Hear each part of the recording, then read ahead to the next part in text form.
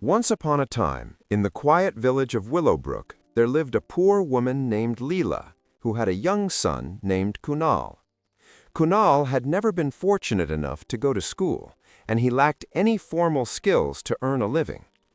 Despite this, he was determined and full of spirit.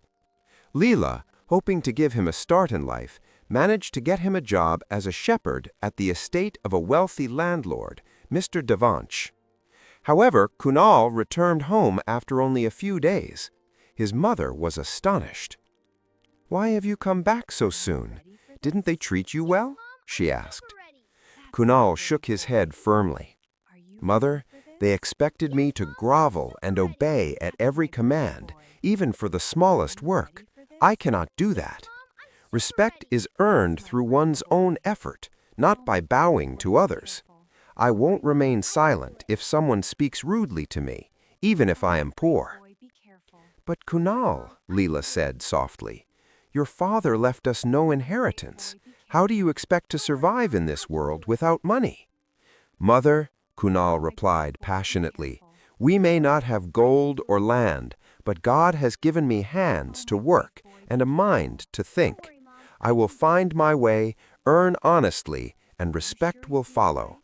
I will not chase money blindly, but I will chase opportunity, and through effort, money will come to me."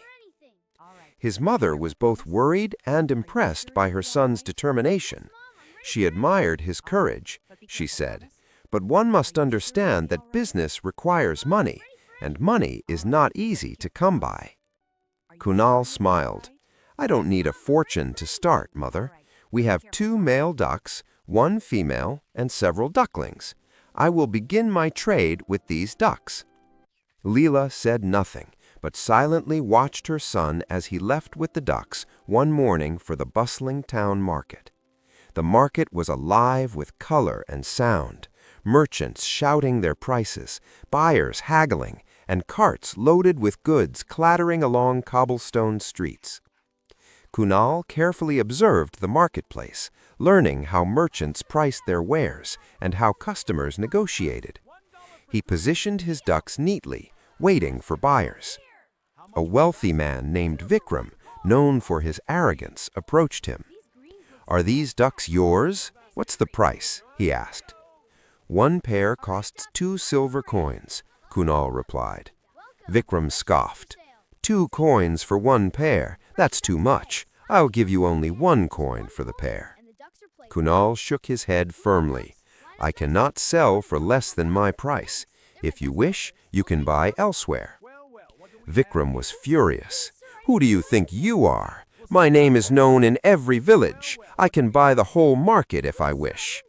Kunal, unshaken, replied calmly, "I respect your wealth, but not at the cost of my dignity. This is the price of my ducks. Take it or leave it." Angered by Kunal's courage, Vikram's men seized him and brought him to Vikram's estate. He ordered them to beat Kunal, but Kunal endured it, silently calculating his next move. After the assault, Vikram himself confronted Kunal. "I've doubled the price I offered. Will you accept it now?" Kunal's anger simmered, but he controlled it. "Your violence cannot buy respect or obedience. I will take only what is fair." With that, he left, having secured his rightful payment. Over the following weeks, Kunal grew more confident in trade. He bought and sold ducks, reinvesting his earnings, and slowly his small venture began to flourish.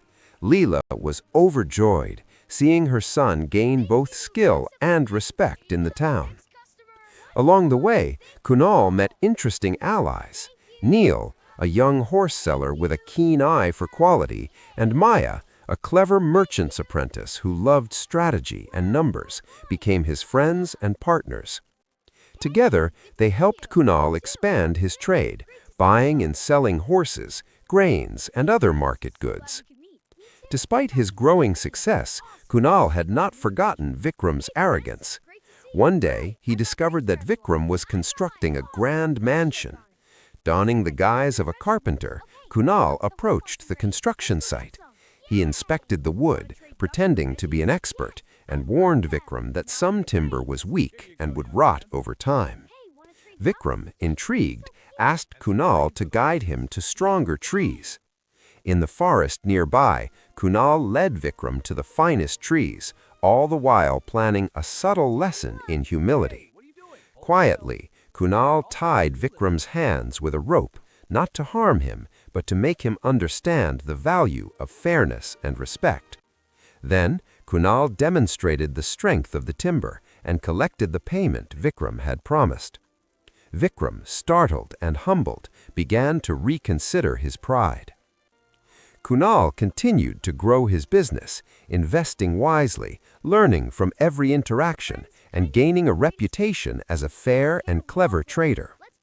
Even though he now had wealth, he never sought revenge beyond teaching lessons in fairness.